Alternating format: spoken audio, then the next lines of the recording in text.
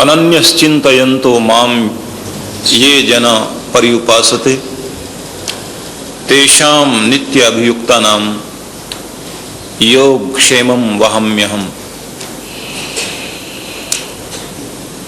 भगवान ने कहा कि हे अर्जुन, अनन्य भाव से जिसकी निष्ठा मुझ में है, मेरे ही चिंतन मनन में जिसने अपने आप को अर्पित कर दिया, जो मेरी उपासना में और मेरे भजन में निमग्न है, ऐसे जो भी मेरे भक्त हैं, तेषाम नित्य अभियुक्ता नाम, ऐसे निरंतर मुझ में जुड़े हुए भक्तों का योग क्षेमम वहाम्यहम्, उनको अपनी तरफ जोड़ना और उनका संरक्षण करने का कार्य मैं ही करता हूं।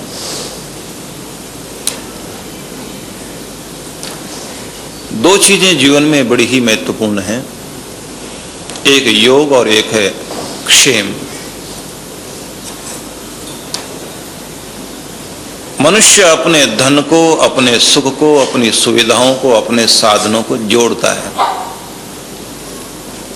बाद में फिक्र करता है कि जो जोड़ा है वो सुरक्षित रहे, दूर न चला जाए। जो मुझे मिला है वो प्राप्त रहे, मिलकर छूट न जाए, क्योंकि हर संयोग का वियोग है संसार में। हर मिलने के बाद बिछड़ना भी संसार का नियम है, पाने के बाद खोना भी पड़ता है। जो लिया है लौटाना पड़ता है। तो व्यक्ति की यह कोशिश होती है कि जो मुझे मिला वो दूर न हो जाए, जिसकी प्राप्ति है उसकी हानि ना हो।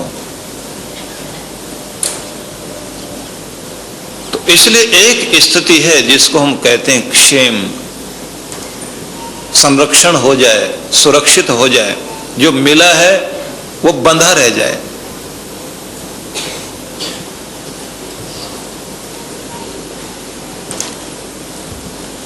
क्योंकि मनुष्य सुख चाहता है, सुविधा चाहता है, शांति चाहता है और फिर सुरक्षा भी चाहता है, संरक्षण भी चाहता है। भगवान ने कहा कि मैं अपने भक्तों का योग और क्षेम दोनों का ही वहन करता हूं, दोनों को ही संभालता हूं। जो उन्हें मिला हो उसका संरक्षण भी मैं ही करता हूं। देना ही नहीं, दिए हुए को संभालने की क्षमता भी मैं देता हूं।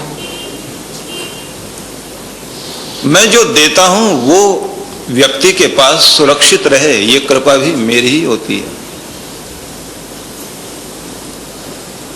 लेकिन यहां एक अलग भाव है। जो अनन्य भाव से भगवान की भक्ति में लग गया, जिसका चिंतन लगातार परमात्मा में है, ऐसे नित्य जुड़े हुए का संरक्षण करना, अनुकूलता देने का कार्य भी भगवान ही करते हैं। क्योंकि भक्ति में अनुकूलता मिल जाने से ही भक्ति हो पाती है। अगर प्रतिकूलता है, स्थितियां विपरीत हैं, कितनी कोशिश कर लेना ध्यान लगाने की, सत्संग में आने की कितनी कोशिश कर लेना, नहीं आ पाओगे। गुरु का सानिध्य लेने की कोशिश करोगे, नहीं मिल पाएगा। ये कृपा भी वही देता है, वो संयोग भी वही बनाता है। उन संयोगों की संरक्षण करना, सुरक्षा करने का कार्य भी परमात्मा ही करता है। लगन जुड़ी है, जुड़ी रह सके, ये कृपा भी परमात्मा की होती है। इसलिए उससे मांगना पड़ता है, उसको सुरक्षित रखना पड़ता है। दिया जलाना एक बात है, जलाना योग है, दोनों हाथ करके संरक्षण देना ये अलग बात है। लेकिन जब योग आए तो उसके बाद क्षेम आना चाहिए। इसलिए भारत में बीमा निगम ने अपने स्लोगन को कहिए, प्रतीक चिन्ह को कहिए, योग क्षेमम वहम्यहम, ऐसा लिखा हुआ है। गीता के शब्द को वहां लिख करके दर्शाया है। तुम्हारे जुड़े हुए को संरक्षित रखने का कार्य हमारा है। जो तुमने जोड़ा वो सुरक्षित रहे। तो दिया जला लेना एक कार्य है, दिया जलता रहे ये दूसरा कार्य। ये जो जलता रहे और सुरक्षित रहे इसे क्षेम कहते हैं। परमात्मा से मन जुड़ा है, किसी भी तरह से गुरु कृपा हो गई, सत्संग में जाने से श्रद्धा जाग गई, जीवन में कोई भाव ऐसा आया कि संबंध जुड़ गया। अब जुड़े रहना, दिया जला देना तो एक कार्य हो गया। लेकिन महत्वपूर्ण कार्य क्या है? दिया जलता रहे, सुरक्षित रहे, बुझ न जाए, उसका प्रकाश फैलता रहे।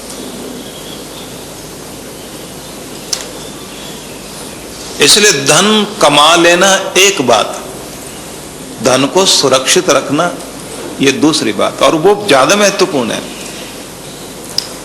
इसलिए मनुष्य के सामने हमेशा ये रहता, पहले जोड़ने की चिंता और बाद में संभालने की और सुरक्षित रखने की चिंता। भक्ति का धन कमाया एक बात, लेकिन सुरक्षित रख पाओ ये बड़ी बात। और बड़ी बात को पहले ध्यान में रखना कि मिला है, सुरक्षित रख पाऊं, उसे संभाल पाऊं। लेकिन भगवान ने यहां एक वचन दिया है। इस वचन को याद रख लेना। तुम अनन्य भाव से निष्ठा रखकर मेरी तरफ आओ तो सही, तुम मेरे चिंतन में डूबो तो सही, तुम एक बार मेरे हो तो जाओ, एक बार लगन तो लगाओ, एक बार इधर कदम तो बढ़ाओ, और फिर कदम बढ़ाकर पूर्ण समर्पण तो करो। तुम्हारा मन, तुम्हारा तन, तुम्हारा धन, तुम्हारी आत्मा, तुम अपना सर्वस्व लेकर एक बार मेरे हो तो सही। भगवान कहते हैं ये जो तुम्हारा जुड़ना है, इसका संरक्षण कार्य करने का जिम्मा मेरा है, ये जिम्मेदारी मैं लेता हूं, ये वचन मेरा है कि फिर मैं तुम्हारी सुरक्षा करूंगा। तुम एक बार आओ तो सही, तुम अर्पण तो करो। बूंद को इतना ही करना है कि सागर में हिम्मत करके गिर जाए, फिर अगला कार्य तो सागर का है, अपने में समाहित करेगा और फिर बूंद को बूंद नहीं रहने देगा, उसे सागर ही बना देगा। परमात्मा में एक बार डूबो तो सही, परमात्मा की खुशबू अंदर से आने लग जाएगी, कार्यों में दिखाई देने लग जाएगी, व्यवहार में दिखाई देने लग जाएगी। और ये याद रखना कि जिस समय आपके अंदर आ जाए ना वो खुशबू, अब तुम्हारा बुरा करने वाला कोई कितनी भी कोशिश करे, उसका स्वयं बुरा हो जाए ये बात अलग है, लेकिन तुम्हारा बुरा कभी नहीं हो सकता, इस बात में कोई शंका नहीं। क्योंकि संरक्षण करने के लिए हाथ अब उसका आ गया है। एक बार अर्पण तो करें, फिर तो स्थिति सूरदास जैसी हो जाती है।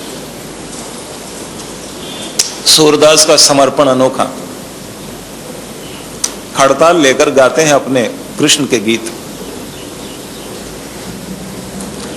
और गीत गाते गाते ऐसे डूब गए, अब अपने होश है ही नहीं। लगातार ध्यान है तो अपने प्रभु का। सूरदास ने अगर याद किया भगवान को तो बाल कृष्ण रूप में ही, कृष्ण के बाल रूप को। अब भगवान को अगर सामने उपस्थित होना पड़ेगा तो जैसी भावना रखी वैसे रूप में आएंगे ना। फिर गीता का उपदेश देने वाले एक आयु का, शरीर की आयु का विकसित रूप लेकर कृष्ण सामने नहीं आएंगे। जिस रूप में याद किया, जिस भाव में पुकारा, फिर उसी भाव में सामने तो आएंगे ना। और देखिए, सूरदास वन में बैठे हुए गीत गाते गाते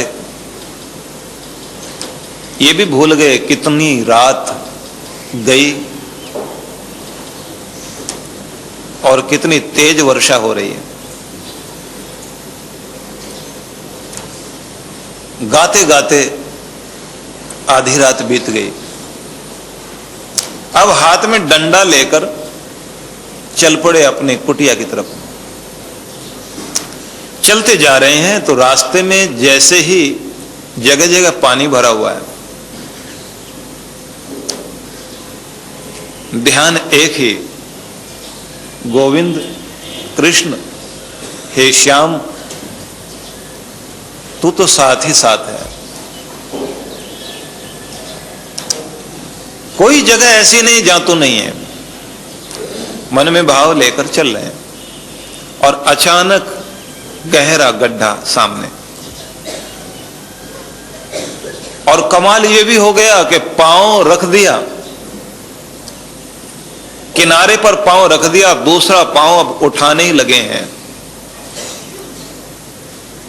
किनारे पर पांव रखा, दूसरा पांव उठाया आगे बढ़ाने के लिए, और जैसे ही वो रख देते तो गहरे खड्ड में गिरते। लेकिन बाल कृष्ण के रूप में ही कृष्ण प्रकट हुए, बाल रूप लेकर के आ गए,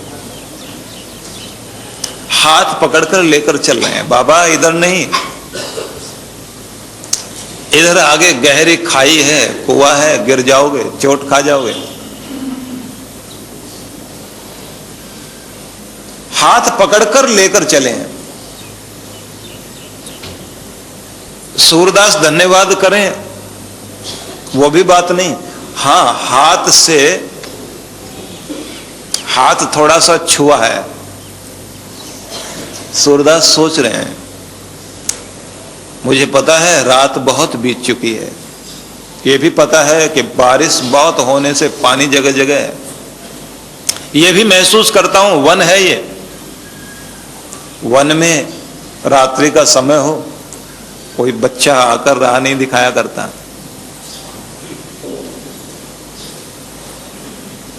ये जो बच्चा आया है ये कोई और नहीं है, ये वही तो है जिसके गीत रात दिन गाता है तू, ये वही तो है जिसे तू पुकारता है, ये तेरा वही तो है जिसके लिए न जाने कितनी बार रोया, कितनी बार मनाने की कोशिश करता रहा।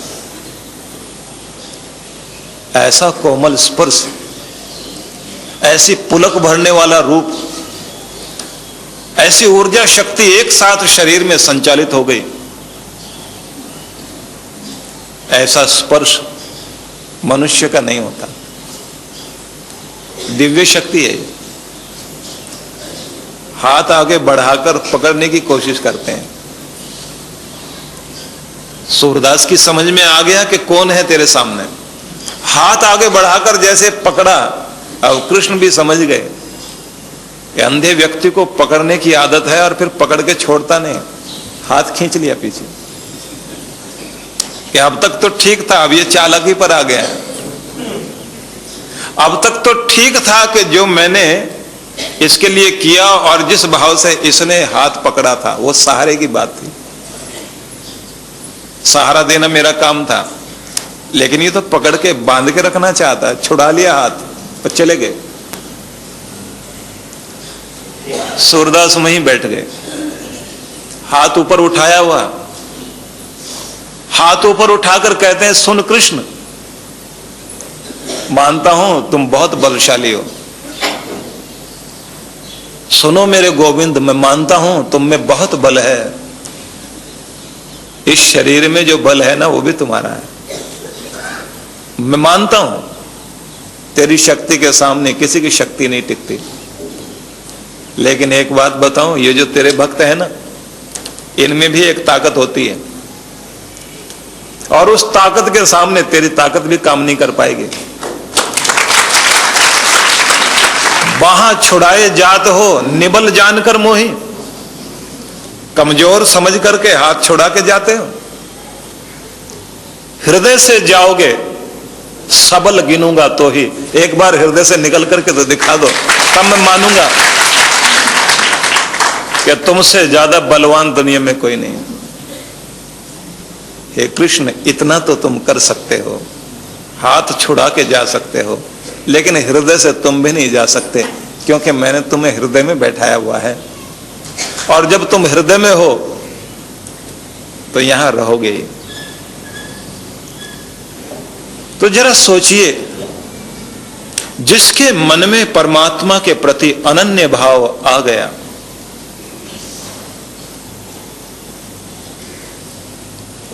वो अनन्य भाव आनंद देगा। उस अनन्य भाव से रक्षा होगी,